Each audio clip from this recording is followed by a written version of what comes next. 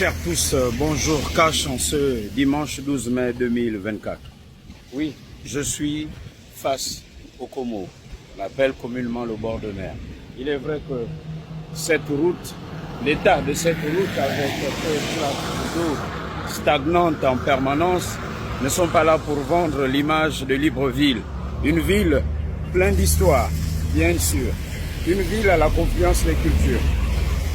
Cet espace est devenu l'espace publicitaire.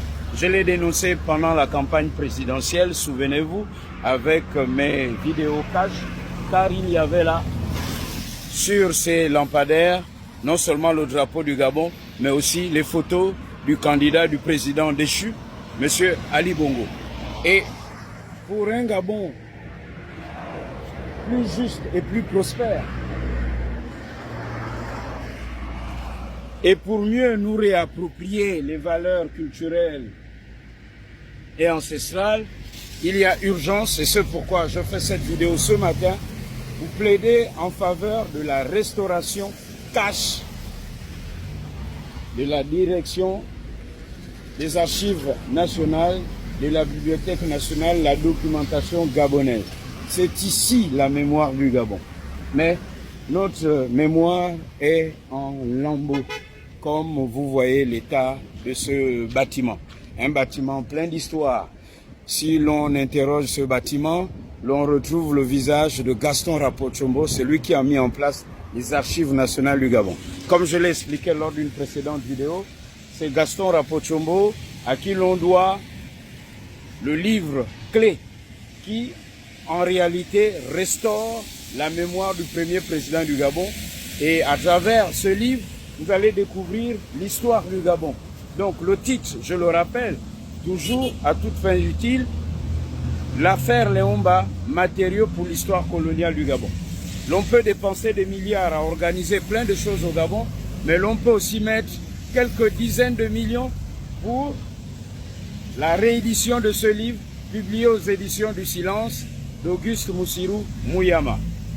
Une collection intitulée Baobab, dirigée par le défunt Anaclé Bissielo. Et comme je l'ai souvent dénoncé, ce qui a caractérisé aussi, et c'est pourquoi je qualifiais cela d'architecte de la destruction, le pouvoir déchu, c'est leur absence d'appétit pour la nourriture de l'esprit. Alors, comment concevoir qu'à aujourd'hui, malgré cette note, je veux vous la lire, la Direction générale des archives nationales de la Bibliothèque nationale et de la documentation gabonaise ferme ses portes au public pour cause de déménagement imminent. Ce déménagement imminent n'est plus imminent, il traîne les pieds et c'est pourquoi je fais cette vidéo. Le président de la transition, le général Oligui Nguema, vu l'état du bâtiment, a décidé qu'il fallait partir de là. Mais une fois que le président a parlé, il dit qu'il faut déménager.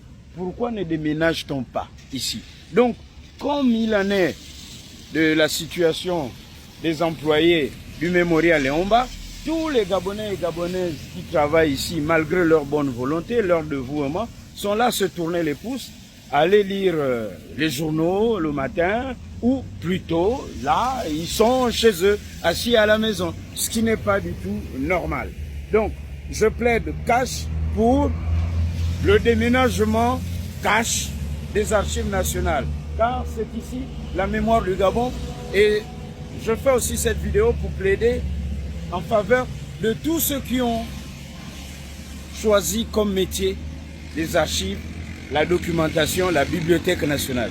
Le tout n'est pas seulement d'être ingénieur pour les routes, d'être spécialiste, c'est par où, en éclairage public, de travailler aux finances, de travailler dans d'autres secteurs juteux comme le pétrole. Un pays sans mémoire, sans archives, est un pays qui n'existe pas.